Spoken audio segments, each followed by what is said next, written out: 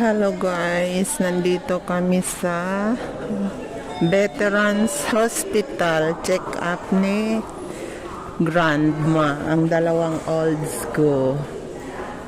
Yan, inaantay namin si Madam kasi nakalimutan yung health card niya. Nakalimutan ang health card. Antayin natin si Madam. Ayan si Grandma ko.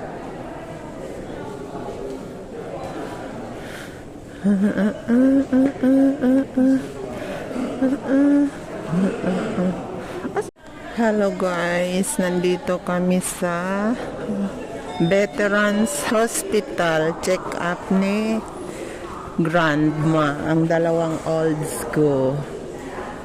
Yan, inaantay namin si Madam kasi nakalimutan yung health card niya. Nakalimutan ang health card. Antayin natin si Madam. Ayan si Grandma ko.